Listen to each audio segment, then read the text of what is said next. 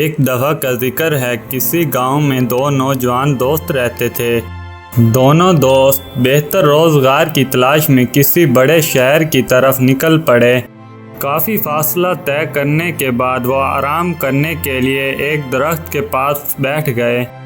انہیں بیٹھے ہوئے کچھ دیر ہی گزری تھی کہ ایک اجنبی ان کے پاس آیا اور بیٹھنے کی اجازت مانگی تو دونوں نے دے دی۔ باتوں ہی باتوں میں اس اجنبی نے کہا، غربت کا مارا ہوں اور روزگار کی تلاش میں نکلا ہوں۔ ان دونوں نے بھی ایسا ہی کہا۔ پھر وہ تینوں مل کر انجان راستے کی طرف چل پڑے۔ جب تھک گئے تو آرام کرنے کے لیے بیٹھ گئے۔ اچانک ان کی نظر چمکتی ہوئی اینٹوں پر پڑی۔ قریب جا کر انہوں نے دیکھا تو وہ سونے کی اینٹیں تھیں۔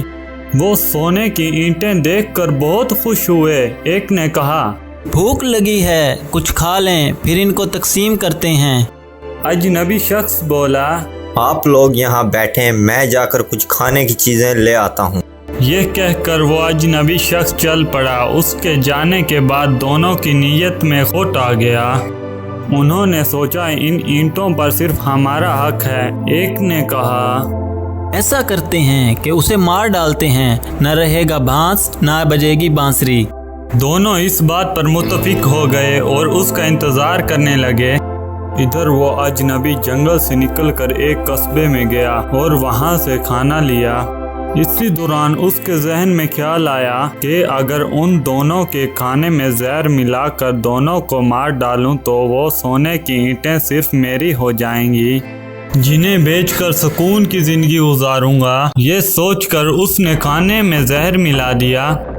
اجنبی کھانا لے کر جو ہی ان نوجوانوں کے پاس پہنچا تو انہوں نے پتھر مار کر ہلاک کر دیا۔ پھر بھوک سے بے حال دونوں نوجوانوں نے جلدی جلدی کھانا کھایا۔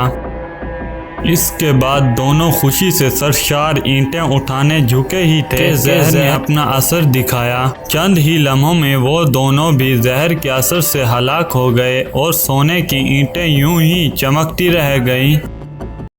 اسی لیے کہتے ہیں لالچ بری بلا ہے۔ سونے کی اینٹوں کے لالچ نے تینوں کی جان لے لی۔